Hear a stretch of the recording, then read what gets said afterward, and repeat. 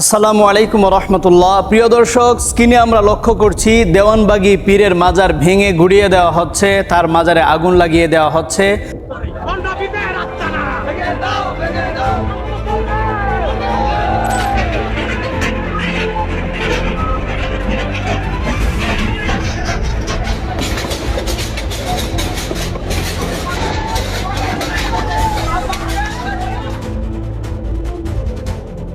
তারা আস্তানায় আগুন লাগিয়ে দেয়। শুধু তাই নয়, বাংলাদেশের প্রসিদ্ধ যতগুলো মাজার আছে, শাহজালাল, শাহপরান, শাহ সুলতানের মাজার, এমনিভাবে চট্টগ্রামের বিখ্যাত মাইজবান্ডারি মাজার, এমনিভাবে সিরাজগঞ্জের চন্দ্রপুরী, এমনিভাবে ফরিদপুরের আটরশি সহ বাংলাদেশের প্রসিদ্ধ যতগুলো মাজার আছে সমস্ত মাজার ভেঙে মাটির সাথে মিশিয়ে দেওয়ার সিদ্ধান্ত নিয়েছে তাওহিদি মুসলিম জনতা। কিন্তু প্রশ্ন হলো যে এই সময়টাতে যখন বাংলাদেশে রাজনৈতিক অস্থিতিশীলতা বিরাজ করছে এবং একটা ইন্টারিম গভর্নমেন্ট বা অন্তর্বর্তীকালীন সরকার প্রতিষ্ঠিত আছে, আইন শৃঙ্খলার অবনতি ঘটছে, এই সময়টাতে মাজার ভাঙার সিদ্ধান্ত তারা কেন নিল এবং তারা যে বর্তমান সময়ে মাজার ভাঙার সিদ্ধান্তটা নিয়েছে তাদের আসলে নেপথ্য কাহিনীটা কি, কেন তারা আসলে মাজারগুলো ভেঙে মাটির সাথে গুড়িয়ে দিচ্ছে এবং বর্তমান সময়ে মাজার ভাঙার ফলে আগামী রাজনীতিতে এর আসলে কি ধরনের প্রভাব পড়তে পারে এবং যারা মাজার ভাঙছে কেন ভাঙছে, নেপথ্য কাহিনীটা কি, এই সব বিষয় নিয়ে আজকে আমরা খোলামেলা আলোচনা করার চেষ্টা করব ইনশাআল্লাহ। প্রিয় দর্শক, যারা মাজার ভাঙছে, মাজারগুলো ভেঙে মাটির সাথে গড়িয়ে দিচ্ছে, এখন পর্যন্ত তাদের বক্তব্য এবং আমাদের অ্যানালাইসিস সব কিছু মিলিয়ে আমরা 10টি কারণ ফাইন্ড আউট করতে পেরেছি। এই 10টি কারণে মূলত তারা মাজারগুলো ভেঙে মাটির সাথে গড়িয়ে দিচ্ছে। এর মধ্যে 1 নম্বর যে কারণটা আমরা খুঁজে পাই সেটা হচ্ছে যে এই সমস্ত মাজারে মানুষ আসে, মাজারে এসে সেজদা দেয়, সেজদায় লুটিয়ে পড়ে। আর একজন মানুষ যখন মাজারে সেজদায় লুটিয়ে পড়ে, মাজারে এসে সেজদা দেয়, তখন মূলত সে আর মুসলমান থাকে না, সে মুশরিক হয়ে যায়। মাজারে গিয়ে সেজদা দানকারী মুসলমান আর মূর্তির সামনে প্রণামকারী হিন্দু, এই দুইজনের মধ্যে আদতে আসলে কোনো পার্থক্য নেই। হিন্দু ব্যক্তি যেরকমভাবে মূর্তির সামনে প্রণাম করার কারণে সে মুশরিক, জাহান্নামী, একই কারণে একজন মুসলমান মাজারে যখন গিয়ে সেজদা দেয় তখন আসলে সেও মুশরিক, সেও জাহান্নামী। নাউজুবিল্লাহি মিন যালিক। এই বিষয়ে আল্লাহ রাব্বুল আলামিন পবিত্র কুরআনে সূরা কাউসারের মধ্যে ইরশাদ করেছেন, ইন্না আ'তাইনাকাল কাউসার ফাসাল্লি লিরাব্বিকা ওয়ানহার ইন্না শানিআকা হুয়াল আবতার। নবী গো, আমি আপনাকে কাউসার দান করেছি, সুতরাং আপনি সালাত আদায় করুন এবং কুরবানি করুন। তো এই আয়াতের মধ্যে আল্লাহ রাব্বুল আলামিন রাসূল করিম সাল্লাল্লাহু আলাইহি ওয়াসাল্লামকে সালাত আদায়ের নির্দেশ দিয়েছেন। সালাত এবং সালাতের সাথে যতগুলো অনুষঙ্গ আছে, রুকু, সেজদা, এই সব কিছুই মূলত আল্লাহর জন্য নিবেদিত হবে। এই আয়াতের মূল মেসেজ কিন্তু এটাই। তো যেহেতু সালাতের গুরুত্বপূর্ণ অনুষঙ্গ হচ্ছে সেজদা দান করা, সুতরাং সেজদা শুধুমাত্র আল্লাহর জন্য নিবেদিত হবে, আল্লাহ ছাড়া অন্য কারো জন্য সেজদা হতে পারে না। তো একজন মানুষ যখন মাজারে গিয়ে সেজদা দেয় তখন সে যেহেতু মুশরিক হয়ে যাচ্ছে, তার মানে মাজারটা হচ্ছে শিরিকের একটা আখড়া, অতএব এই কারণে মাজার তারা গুড়িয়ে দিচ্ছে, মাজার এই পৃথিবীতে তারা রাখতে চাচ্ছে না। এরকমভাবে সহিহ বুখারীর বর্ণনায় এসেছে, হাদিস নম্বর 435, রাসূল করিম সাল্লাল্লাহু আলাইহি ওয়াসাল্লাম বলেছেন, লা'নাতুল্লাহি আলাল ইয়াহুদ ওয়ান নাসারা ইত্তাখাযু কুবুর আমবিয়াইহিম মাসাজিদা। আল্লাহ পাক ইহুদি এমনিভাবে নাসারা খ্রিস্টানদের উপর আল্লাহ পাক অভিসম্পাত বা লানত বর্ষণ করুন, কারণ তারা তাদের নবীদের কবরগুলোকে মাজারে বা মসজিদে বা সেজদার জায়গা হিসেবে নির্ধারণ করে সেগুলোকে মাজারে পরিণত করেছে। তার মানে নবীদের কবরগুলোকে যারা ইহুদি খ্রিস্টানরা যারা মাজার বানিয়ে নিয়েছিল, রাসূল করিম সাল্লাল্লাহু আলাইহি ওয়াসাল্লাম তাদের জন্য যেহেতু বদদুয়া করেছেন, অভিসম্পাত করেছেন, লানত বর্ষণ করেছেন, দ্যাট মিনস এখনও যারা ওলিদের কবরগুলোকে মাজারে রূপান্তরিত করবে তারাও মূলত অভিশপ্ত, মালউন। রাসূল করিম সাল্লাল্লাহু আলাইহি ওয়াসাল্লাম তাদের উপর অভিসম্পাত বর্ষণ করেছেন। অতএব যে বস্তুর কারণে, যেই জিনিসের কারণে মানুষের উপর, উম্মতের উপর লানত এসেছে, ওই বস্তু আল্লাহর পৃথিবীতে থাকতে দেওয়া যাবে না, এরকম একটা মেন্টালিটি তাদের মাঝে কাজ করছে, মূলত এই কারণে তারা মাজার গুড়িয়ে দিচ্ছে। এরপরে 2 নম্বর যে কারণটা আমরা খুঁজে পাই সেটা হচ্ছে যে আমাদের দেশের অনেক মানুষ মাজারে গিয়ে তারা টাকা পয়সা চায়, এমনিভাবে তারা সন্তান চায়, বিশেষ করে আমার দেশের সরল মনা মা বোনেরা, তারা যখন আসলে মা হতে পারে না, মানে সন্তান যখন হয় না, তখন সন্তান না হওয়ার কষ্ট সহ্য করতে না পেরে তারা দেখা যায় বিভিন্ন মাজারে গিয়ে তারা বাবার কাছে সন্তান চায়। মাজারে যে শুয়ে থাকে পীর, মৃত ব্যক্তির কাছে তারা সন্তান চায়, টাকা পয়সার মধ্যে বরকত চায়। মূলত সন্তান দেয়া বা না দেয়া, এমনিভাবে ছেলে দেয়া মেয়ে দেয়া, এই সবগুলো বিষয় এককভাবে শুধুমাত্র আল্লাহ পাক নিয়ন্ত্রণ করেন। আল্লাহ ছাড়া পৃথিবীর কারো এগুলোর মধ্যে কোনো ধরনের হাত নেই। আল্লাহ ছাড়া অন্য কারো কাছে ছেলে সন্তান, মেয়ে সন্তান বা যে কোনো সন্তান চাওয়া, টাকা পয়সার মধ্যে বরকত চাওয়া সম্পূর্ণ শিরিক। আর শিরিক যেহেতু এই মাজারের কারণে হচ্ছে, এই কারণে তারা মাজারগুলো ভেঙে গুড়িয়ে দিচ্ছে। এই বিষয়ে আল্লাহ রাব্বুল আলামিন পবিত্র কোরআনের সূরা শুরার 49 এবং 50 নম্বর আয়াতে ইরশাদ করছেন, ইয়াহাবু লিমান ইয়াশাউ ইনাসা ওয়া ইয়াহাবু লিমান ইয়াশাউ যুকুর আও ইউযাওয়িজুহুম যুকরানা ওয়া ইনাসা। আল্লাহ চাইলে কাউকে তিনি ছেলে সন্তান দেন, কাউকে তিনি মেয়ে সন্তান দেন, আবার দেখা যায় যে কাউকে ছেলে মেয়ে দুটোই দেন, আর কাউকে তিনি ছেলে মেয়ে কোনোটাই দেন না। দ্যাট মিন্স শুধুমাত্র যেহেতু আল্লাহ পাকেই সন্তান দিতে পারেন, আল্লাহ ছাড়া অন্য কেউ সন্তান দিতে পারেন না, সেহেতু আল্লাহ ছাড়া অন্য কারো কাছে সন্তান চাওয়া, টাকা পয়সার মধ্যে বরকত চাওয়া শিরিক। এই কাজ যারা করবে তারা মুশরিক হয়ে যাবে। এমনিভাবে সূরা তিরমিজির বর্ণনা এসেছে, হাদিস নম্বর 2516, 2516 নম্বর হাদিসের বর্ণনা। রাসূল করিম সাল্লাল্লাহু আলাইহি ওয়াসাল্লাম বলেছেন, ইযা সাআলতা ফাসআলিল্লাহ ওয়া ইযা ইসতাআনতা ফাসতাঈন বিল্লাহ। তুমি যখন কোনো কিছু চাইবে তখন শুধুমাত্র আল্লাহর কাছে চাইবে, আর কোনো সাহায্যের প্রয়োজন হলে শুধুমাত্র আল্লাহর কাছেই তুমি সাহায্য চাইবে। তো এই আয়াত এবং এই হাদিস থেকে আমরা পরিষ্কারভাবে বুঝতে পেরেছি যে আল্লাহ ছাড়া অন্য কারো কাছে সন্তান চাওয়া, এমনিভাবে টাকা পয়সার মধ্যে বরকত চাওয়া, এই বিষয়গুলো মূলত শিরিক। তো মাজারকে কেন্দ্র করে যেহেতু এই শিরিকগুলো হচ্ছে, এই কারণে তারা মাজার গুড়িয়ে দিচ্ছে। তৃতীয় যে কারণটা আমরা খুঁজে পাই সেটা হচ্ছে যে মাজারে গিয়ে অনেকেই দেখা যায় পশু কুরবানি করে, পশু উৎসর্গ করে, পশু জবাই করে তাদের বাবাদের নামে, তাদের যে বাবারা মাজারে শুয়ে আছে সেই বাবাদের নামে। অথচ আল্লাহ ছাড়া অন্য কোনো সত্তার জন্য পশু কুরবানি করা, পশু উৎসর্গ করা, এটি কিন্তু সম্পূর্ণ শিরিক। এই কাজ যারা করবে তারাও কিন্তু মুশরিক হয়ে যাবে। এই বিষয়ে সূরা কাউসারের মধ্যে আল্লাহ পাক বলছেন, ইন্না আ'তাইনাকাল কাউসার ফাসাল্লি লিরাব্বিকা ওয়ানহার ইন্না শানিআকা হুয়াল আবতার। নবী গো, আমি আপনাকে কাউসার দিয়েছি, আপনি সালাত আদায় করুন আপনার রবের উদ্দেশ্যে, এমনিভাবে আপনি কুরবানি করুন আপনার রবের সন্তুষ্টির জন্য। তার মানে এখানে সালাত, এমনিভাবে কুরবানি শুধুমাত্র আল্লাহ সন্তুষ্টির জন্যই হবে। অতএব আল্লাহ ছাড়া অন্য কারো নামে, অন্য কারো সন্তুষ্টির জন্য কেউ যদি কুরবানি করে, তাহলে কিন্তু আর সেই ঈমানদার থাকার কোনো সুযোগ নেই। এমনিভাবে সহিহ মুসলিমের বর্ণনা এসেছে, হাদিস নম্বর 1978, 1978 নম্বর হাদিসের বর্ণনা। রাসূল করিম সাল্লাল্লাহু আলাইহি ওয়াসাল্লাম বলেছেন, লাআনাল্লাহু মান যাবাহা লিগাইরিল্লাহ। আল্লাহ ছাড়া অন্য কোনো সত্তার জন্য যারা পশু উৎসর্গ করে, পশু জবাই করে, পশু কুরবানি করে, আল্লাহ পাক তাদের উপর লানত বর্ষণ করেছেন, অভিসম্পাত করেছেন। নাউযুবিল্লাহি মিন যালিক। তো এই আয়াত এবং এই হাদিস থেকে আমরা পরিষ্কারভাবে জানতে পারলাম যে আল্লাহ ছাড়া অন্য কোনো সত্তার জন্য কোনো কিছু কুরবানি করা, উৎসর্গ করা, জবাই করা, এটি যেহেতু শিরিক, আর মাজারকে কেন্দ্র করে সেই শিরিকি কর্মকাণ্ডটাই হচ্ছে। অতএব পৃথিবীতে কোনো মাজার থাকতে দেওয়া যাবে না, এই মেন্টালিটি থেকেই তারা মাজারগুলো ভেঙে গুড়িয়ে দিচ্ছে। 4 নম্বর যে কারণটা আমরা খুঁজে পাই সেটা হচ্ছে যে মাজারের যারা বাবারা আছে, মাজারের যারা পীরেরা আছে, তাদেরকে অনেকেই হিদায়াতের মালিক মনে করে, এবং তারা মনে করে যে মাজারে যেতে হবে, মাজারে গেলে আমার কপালে হিদায়াত চলে আসবে, বাবা আমাদেরকে হিদায়াত দিয়ে দিবে। এরকম একটা মেন্টালিটি অনেক মুরিদদের মধ্যে কাজ করে। মূলত একমাত্র হিদায়াতের ওয়ানলি ওয়ান, একমাত্র মালিক হচ্ছেন আল্লাহ রাব্বুল আলামিন। আল্লাহ ছাড়া হিদায়াতের মালিক দ্বিতীয় কেউ নয়।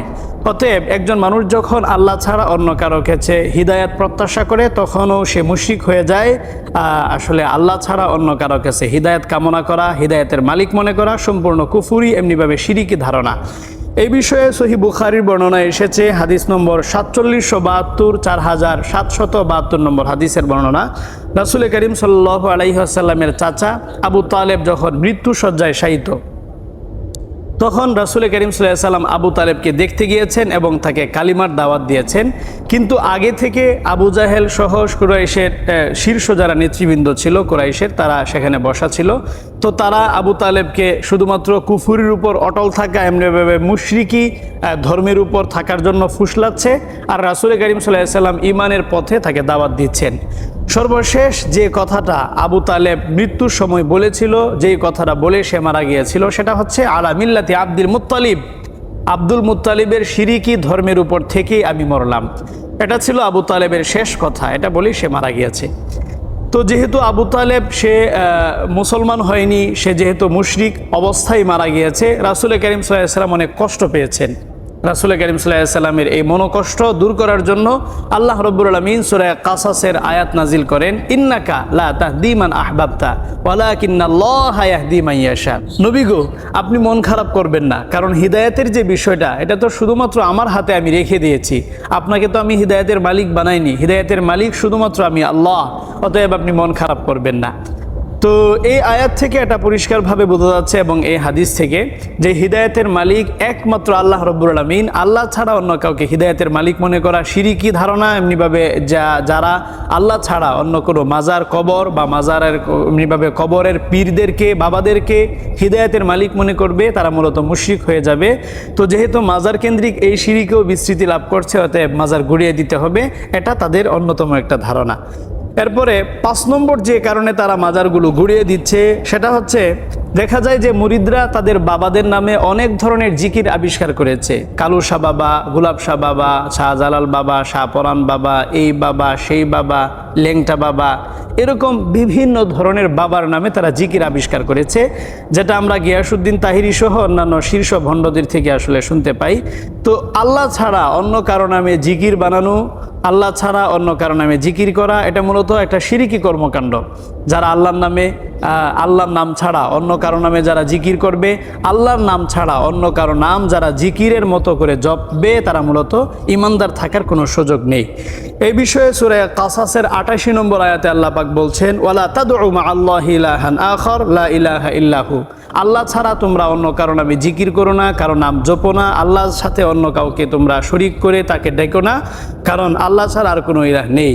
এরকমভাবে সূরা ফুরকানের ৬৮ নম্বর আয়াতে আল্লাহর প্রিয় বান্দাদের তালিকা বা প্রিয় বান্দাদের বৈশিষ্ট্য বর্ণনা করতে গিয়ে আল্লাহ পাক বলেছেন, ওয়াল্লাযীনা লা ইয়াদউনা মা আল্লাহি ইলাহান আখার, আল্লাহর প্রিয় বান্দাদের বৈশিষ্ট্য হচ্ছে যে আল্লাহর প্রিয় বান্দারা আল্লাহ ছাড়া অন্য কারো নামে জিকির করে না, কারো নাম জপে না। দ্যাট মিনস আমরা শুধুমাত্র জিকির করব আল্লাহ পাকের নামে। তো মাজারকে কেন্দ্র করে যেহেতু অনেক বাবার নামে জিকির বেরিয়েছে, অতএব মাজারকে গুড়িয়ে দিতে হবে। এটা মূলত তাদের একটা আইডিয়া বা তাদের একটা অন্যতম কারণ মাজার গুড়িয়ে দেওয়ার। এরপরে ৬ নম্বর যে কারণটা আমরা খুঁজে পাই, সেটা হচ্ছে স্বাভাবিকভাবে মাজারের যারা বাবারা থাকে বা মাজারের যারা পীরেরা থাকে, এদেরকে এমন এমন উপাধিতে ভূষিত করা হয় যে সমস্ত উপাধি ওয়ানলি ওয়ান আল্লাহ রাব্বুল আলামিনের শানে প্রযোজ্য, আল্লাহ ছাড়া অন্য কারো শানে প্রযোজ্য নয়। এরকম অনেক উপাধি পীরেরা ধারণ করে অথবা মুরিদরা তাদের পীরদেরকে, তাদের বাবাদেরকে দেয়। যেমন মনে করেন একটা উপাধি যেটা খাজা মঈনুদ্দিন চিশতিকে বলা হয় গরিবে নেওয়াজ। গরিবে নেওয়াজ মানে ফার্সি শব্দ, যারা গরিবদেরকে লালন পালন করে। তো গরিবে নেওয়াজ মানে দরিদ্র অসহায় মানুষকে লালন পালন করা। তো দরিদ্র হোক ধনী হোক, সবার লালন পালন কর্তা শুধুমাত্র আল্লাহ। আল্লাহ ছাড়া অন্য কাউকে কোনো মানুষের লালন পালন কর্তা মনে করা শিরিক। এমনিভাবে আব্দুল কাদের জিলানীকে বলা হয় গাউসুল আজম। গাউসুল আজম মানে সবচেয়ে বড় সাহায্যকারী। সবচেয়ে বড় সাহায্যকারী শুধুমাত্র আল্লাহ পাক, অন্য কোনো ব্যক্তিকে এই উপাধিতে ভূষিত করা সম্পূর্ণ শিরিক। এমনিভাবে অনেক পীরদেরকে বলা হয় মুশকিল কুশা। মুশকিল কুশা মানে যে কোনো বিপদ যে ব্যক্তি দূর করতে পারে তাকে বলা হয় মুশকিল কুশা। তো যে কোনো ধরনের বিপদ আপদ দূর করা এটা শুধুমাত্র আল্লাহ রাব্বুল আলামিনের এখতিয়ার, আল্লাহর একমাত্র অধিকার। এমনিভাবে আল্লাহর শানে এটা প্রযোজ্য, আল্লাহ ছাড়া অন্য কেউ কোনো ধরনের বিপদ আপদ দূর করতে পারে না।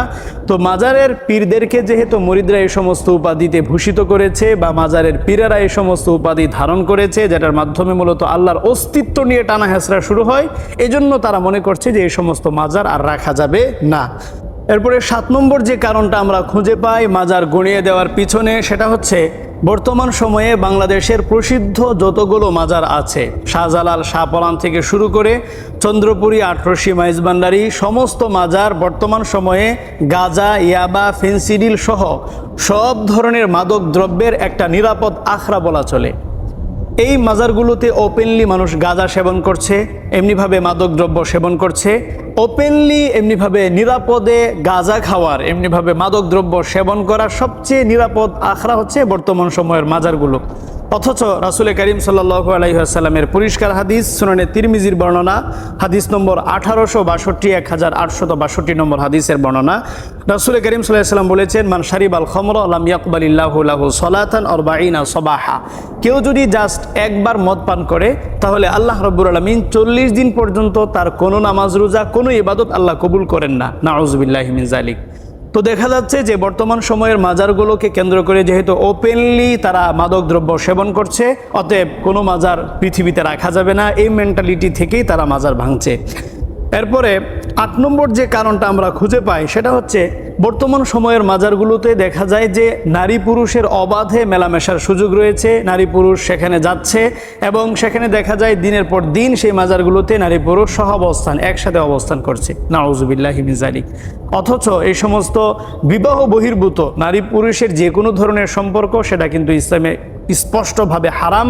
বিশেষ করে সেটা যদি আসলে ফিজিক্যাল ইন্টারকোর্স পর্যন্ত গড়ায় তখন কিন্তু আসলে এই ক্ষেত্রে আর চুপ থাকার কোনো সুযোগ নেই। আমরা যদি বর্তমান সময়ের মাজারগুলো বিশ্লেষণ করি তাহলে দেখতে পাবো যে বর্তমান সময়ের মাজারগুলোতে কিন্তু নারী পুরুষ অবাধে তারা বিচরণ করছে, অবাধে তারা মেলামেশা করছে এবং এর মাধ্যমে প্রকাশ্য ইসলামের একটা শক্তিশালী বিধান জেনা ব্যভিচার থেকে দূরে থাকা, এরকম ইসলামের গুরুত্বপূর্ণ একটা বিধানকে বৃদ্ধাঙ্গুলি প্রদর্শন করা হচ্ছে। এজন্য আসলে তারা মাজার গুড়িয়ে দিচ্ছে। তো নারী পুরুষের অবাধ মেলামেশা সেটা যে আসলে হারাম অবৈধ সেটা আমরা কোরআনের সূরা নূরের 30 এবং 31 নম্বর আয়াত থেকে বুঝতে পারি। আল্লাহ রাব্বুল আলামিন বলছেন, কুল্লিল মুমিনিনা ইয়াগুদ্দু মিন আবসারিহিম ওয়া ইয়াহফাযু ফুরুজাহুম। নবী গো, আপনি মুমিনদেরকে বলে দেন তারা চোখ যেন নিয়ন্ত্রণে রাখে, চোখ নিচু করে রাখে, অর্থাৎ পর মহিলার দিকে না তাকায়, এমনিভাবে তারা যেন তাদের লজ্জাস্থানের হেফাজত করে। এমনিভাবে 31 নম্বর আয়াতে আল্লাহ পাক বলছেন, ওয়া কুল্লিল মুমিনাতি ইয়াগুদ্দুনা মিন আবসারিহিন্না ওয়া ইয়াহফাযনা ফুরুজাহুন্না। এমনিভাবে মুমিন নারীদেরকেও আপনি বলে দিন তারাও যেন পর পুরুষের দিকে না তাকায়, এমনিভাবে তারাও যেন তাদের নজরের হেফাজত করে। তো দেখা যাচ্ছে বর্তমান সময়ে মাজারগুলো নারী পুরুষের অবাধ মেলামেশার কারণে এগুলো আসলে এক একটা কি বলা যায় যে অত্যন্ত গর্হিত কাজ, এমনিভাবে অসামাজিক কার্যকলাপ হচ্ছে বিধায় আসলে এই সমস্ত মাজার রাখার যৌক্তিক কোনো কারণ আসে না। এজন্যই মূলত তারা মাজারগুলো ভেঙে গুড়িয়ে দিচ্ছে। 9 নম্বর যে কারণটা আমরা খুঁজে পাই সেটা হচ্ছে গান বাজনা, ঢোল তবলা, হারমোনিয়াম, গিটার সহ কাওয়ালি গান, এমনিভাবে জারি সারি ভাটিয়ালি, এমনিভাবে মুর্শিদি সহ এমন কোনো গান নেই যে গানগুলো বর্তমান সময়ে মাজারগুলোতে হচ্ছে না। তার মানে সব ধরনের গান বাজনা এমনিভাবে অশ্লীলতার একটা কেন্দ্র হয়েছে বর্তমান সময়ের মাজারগুলো। অথচ গান বাজনা করা এটা ইসলামের শরীয়তে অকাট্যভাবে হারাম। এই বিষয়ে সূরা লোকমানের 6 নম্বর আয়াতে আল্লাহ রাব্বুল আলামিন বলছেন, ওয়া মিনান নাস মান ইয়াশতারি লাহওয়াল হাদিস লিইউদিল্লা আন সাবিলিল্লাহি বিগাইরি ইলম। অনেক মানুষ এমন আছে যারা আসলে অশ্লীলতা এবং বেহায়াপনার সাথে লিপ্ত, এমনিভাবে তারা ভ্রান্ত কথা তারা আবিষ্কার করে, ভ্রান্ত কথাবার্তা তারা বলে ক্রয় করে। তো এখানে ভ্রান্ত কথাবার্তার দ্বারা উদ্দেশ্য কি? ইবনে আব্বাস রাদিয়াল্লাহু আনহু এই তাফসিরে বলেন, আল গিনা, এই লাহুল হাদিস বা ভ্রান্ত কথাবার্তা বা অনর্থক কথাবার্তা দ্বারা উদ্দেশ্য হচ্ছে মূলত গান বাদ্য করা। তো গান বাজনা এগুলো যেহেতু ইসলামে অকাট্যভাবে হারাম, অথচ বর্তমান সময়ে মাজারগুলোতে এই কাজগুলোই বেশি হচ্ছে, অতএব মাজার এই পৃথিবীতে রাখার যৌক্তিক কোনো কারণ আসে না, এই জন্য তারা মাজার গুড়িয়ে দিচ্ছে। সর্বশেষ 10 নম্বর যে কারণটা আমরা চিহ্নিত করতে পারি সেটা হচ্ছে ইসলাম ধর্মের বিকৃতি সাধন করা হচ্ছে বর্তমান সময়ের মাজারগুলোর মাধ্যমে। মানুষ মনে করে যে মাজারগুলোতে যেই কাজ অসামাজিক কার্যকলাপ হয় সেগুলোই মূলত ইসলাম। নো, মাজারের সাথে ইসলামের কোনো ধরনের সংশ্লিষ্টতা নেই, এমনিভাবে ইসলামের সাথেও মাজারের কোনো ধরনের সংশ্লিষ্টতা নেই। মাজার কেন্দ্রিক ইসলাম, এমনিভাবে ইসলাম কেন্দ্রিক মাজার, দুটোই নিন্দনীয়। মাজারের সাথে ইসলামের ন্যূনতম কোনো সম্পর্ক নেই। তো বর্তমান সময়ের মাজারগুলোর অসামাজিক কার্যকলাপ এমনিভাবে অসামাজিক যে আচরণ, এমনিভাবে জেনা ব্যভিচার সহ গান বাদ্য, এগুলোকেই একটা প্রজন্ম বা একটা সমাজের বৃহৎ একটা অংশ ইসলাম ভাবতে শুরু করেছে এবং এর মাধ্যমে মূলত ইসলাম ধর্মের নামে ভণ্ডামি, এমনিভাবে ইসলাম ধর্মকে বিকৃতি সাধন করা হচ্ছে। এই 10টা কারণেই মূলত তারা মাজারগুলোকে ভেঙে মাটির সাথে গুড়িয়ে দিচ্ছে, আগুন দিয়ে পুড়িয়ে দিচ্ছে।